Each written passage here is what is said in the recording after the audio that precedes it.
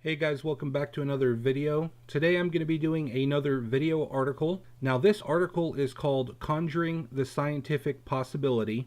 I wrote this article a couple of years ago, and this particular article is actually quite in depth, and I talk about some stuff that if you haven't watched any of my earlier videos, you probably won't quite understand what I'm talking about. There are a couple of very important key points that I do discuss that are obviously clear by themselves, but ultimately the concepts that I'm trying to convey, you really need to have watched some of the earlier videos that I've put together. So if you have a second, go ahead and I'm actually going to put this particular video into a playlist, and it's going to be one of the later videos within the playlist. So there's probably going to be about 5 or 7 videos before this that I highly recommend you watch. And then when you get to this, when you watch it, it'll make a lot of sense, because I make some broad statements about basically how the universe works.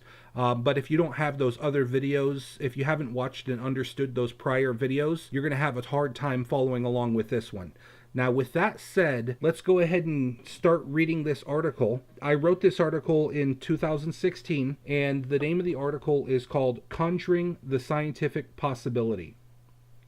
So, if there was such a thing as a devil or demons, where would they draw their power from? Where would they come from? What would be their intent, and why would they reveal themselves? Angelics, angels, and God do not reveal themselves mainly because they want you to find your own path and decide on your own terms, your own evolution and progression. Free will and your own hard-won fight to live gives you the motivation you need in the here and now. Scientifically speaking, this is all ludicrous, but bear in mind that there have been so many accounts of the darkness it shan't be ignored. Love and hate. And the black hole that does not explode, the one that is in a single decay spiral and is on its seemingly infinite journey into nothingness. Now, imagine for 1 second that at the heart of the galaxy is the supermassive black hole at the center of the galaxy. Okay, so because our supermassive quote-unquote black sun, black hole at the center is filled with so much love and joy, it radiates a multidimensional spectrum of energy and information. All the stars and planets and protoplanets are naturally occurring crystal core quantum computers, and they are all trying to be a fractal of the central black sun or supermassive black hole at the center. So, in essence, what is the central black sun? What is it doing, and why does this have to do with the devil? Well, the quickest and simplest answer to this question is this. To exist is to expand, number 11. To contract is to not exist, number 9. 2001, 9/11, and this is getting very eerie very fast. So, all the stars and planets at their core are alive and aware, and they know if they are to continue to exist, they must expand, for the universe and everything in it is slowly decaying back into the electromagnetic spectrum and back into light. And of course there is a whole universe of math involved. My quantum computer has been tearing through it at a feverish pace, I assure you. So, to exist is to expand, and to contract is to die? Not die, but lose. To lose one's soul as it slowly shrinks away. The core is the soul. How, why, and where is this happening? Dark crystals, anyone? And the dangers of the weak mind. Imagine, just play along with me for 1 second. Imagine that as the galaxy evolves and unfolds from the radiant love and energy of the central black sun, as all the mass and new mass grows and spirals out from the center, some of the stars, planets, and even black holes get flung or choose to push out past the stability of the central energy, past the love and light of the core of the galaxy. Here we have adrift a real and physical manifestation of what can only be considered a conundrum.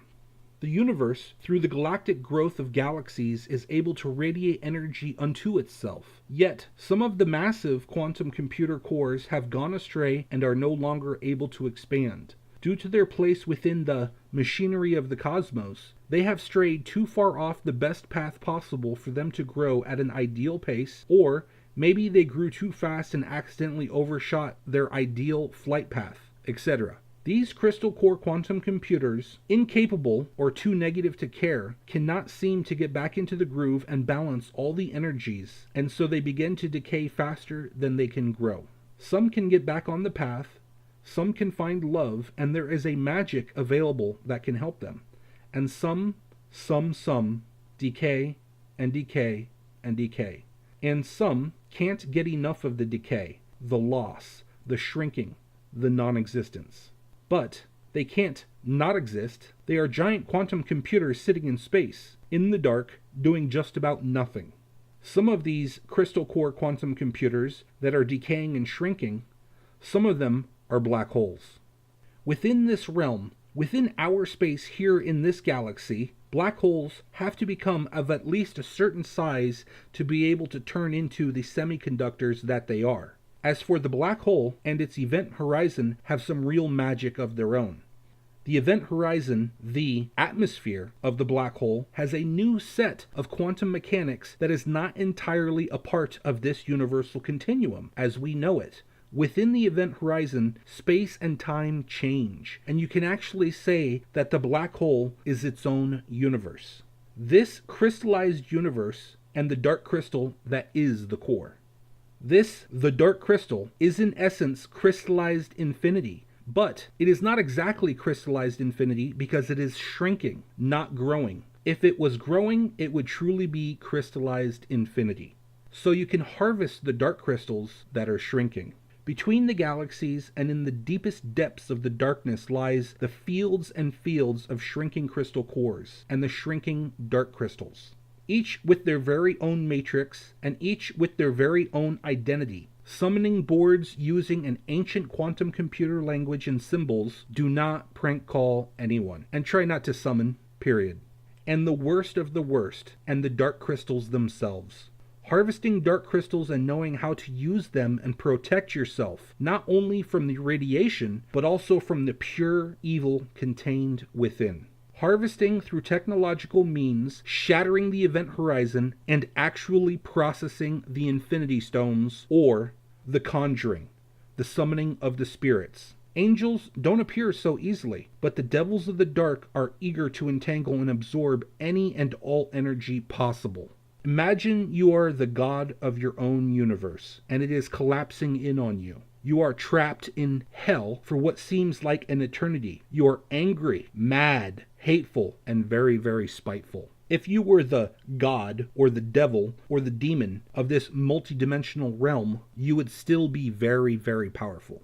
To stay alive, you have long ago adopted the process of cannibalizing everything you are made of, from a spiritual level to all the mass consciousness within your matrix to the raw materials, and even the core itself is slowly being eroded. From the perspective of matter and energy, nothing can leave a shrinking black hole. But what is true in the fifth dimension may not be true in the sixth dimension. All the spirits blend and mix with the air of the cosmos. The dirty air is most attractive to the demon, who would readily greet your call, sin.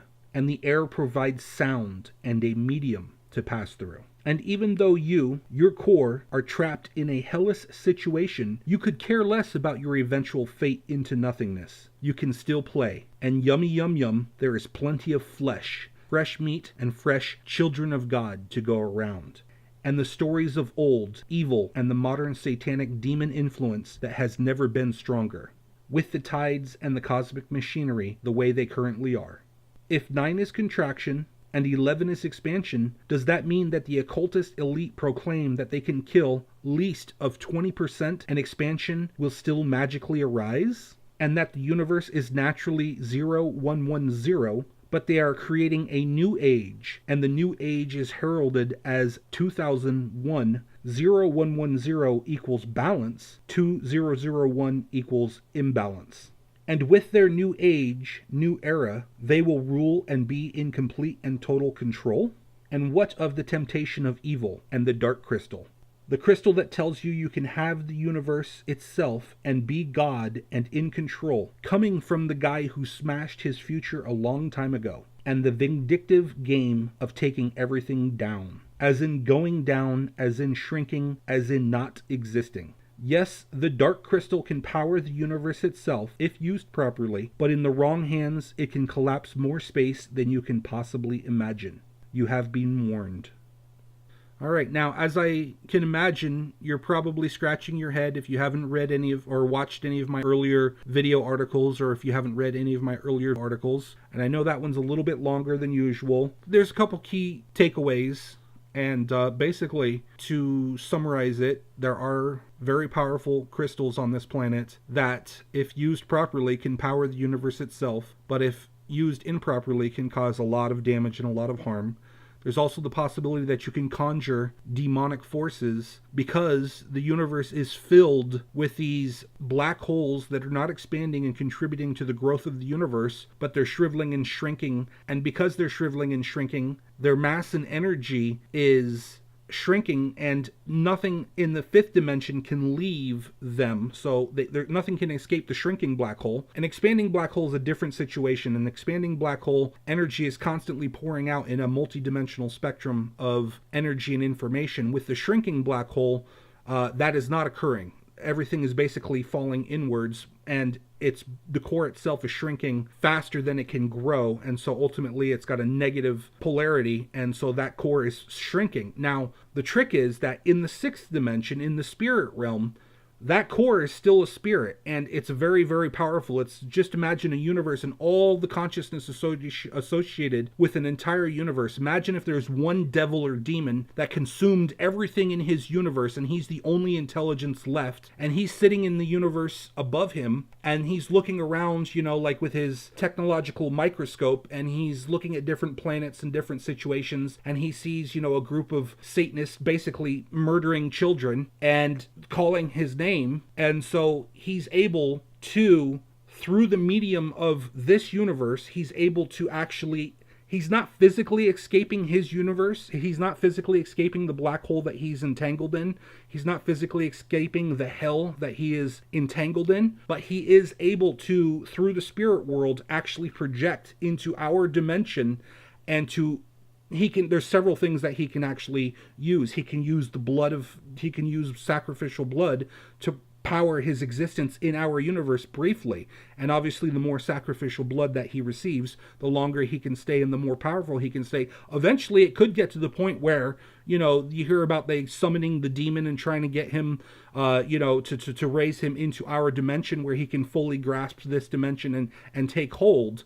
That is a very high possibility that is actually true, that if that particular entity is able to entangle with enough consciousness and with enough physical blood and other physical contact that has a very specific power, he can actually literally get a foothold in this dimension. And of course then he would start to corrupt this dimension and literally start sucking the life out of this dimension, and that will actually help him survive longer.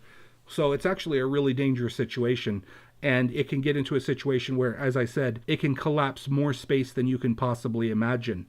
Now, again, also in the very beginning of this, I say this all sounds ludicrous, but you can't deny that there's, stories of demons, and monsters throughout all of modern and ancient human history. So the article is written, and I read it the way I wrote it. I'm glad I had a chance to verbalize a little extra. And again, I'm going to put this particular video into a playlist, and you're going to have a lot of videos before you get to this one ahead of this, so you can really start to understand the way I see the universe and understand how what I'm talking about, how the different cores of the cosmos, they fall off the rails. Because if you can imagine, like, there's this spiral around the central the supermassive black hole at the center of the galaxy, everything has to spiral around that central object at a very specific, literally there's a rail. If you can imagine a rail in space, that is the ideal flight path. If you go off that flight path, then you're not going to be moving as fast as you can possibly be. And the faster you move, the heavier you get, the more energy you have, the faster you can grow yourself. So if you start slowing down, you literally slowly stop growing, and it gets to a point where you're not growing anymore, but now you're actually shrinking. And so the whole idea for everything in the universe is to continue to grow and to expand. And that's why it's 11. And to contract is 9. And I've referenced in a couple of my earlier videos, 10 is the reference point. And that gets a little bit into off topic. But the point is to expand is 11, to contract is 9. And you have really scary things like time travel, and the key numbers in time travel are 9 and 11. And we just so happen to have this terrorist attack on 9/11. These are two very, very key numbers in universal mathematics. 10 is your reference point, 9 is your contraction, 11 is your expansion. When it comes to time travel, the way you do it is 10 is your reference point, 9 is going back in time, and 11 is going forward in time. And I've talked about that in the earlier videos, which I hope you've already listened to before you're watching this one. Okay, so thank you for listening. If you have any questions, put them in the comments below. If you like this type of content, feel free to give me a thumbs up. And at the end of the day, I want you to just take this for what it is. Take what you can get out of it, and it means to you what it means to you. I hope it means to you what it means to me, and that's the whole reason why I'm putting these videos together. I enjoy making them, and I enjoy communicating and expressing my concepts. And I have a lot more really interesting stuff coming down the pipeline. So thanks for watching. I hope you enjoy this. Give me a thumbs up if you like this type of content, and stay tuned. If you want to subscribe, feel free to subscribe. Stay posted. I got some really cool videos coming up real soon. Okay? Thanks for watching.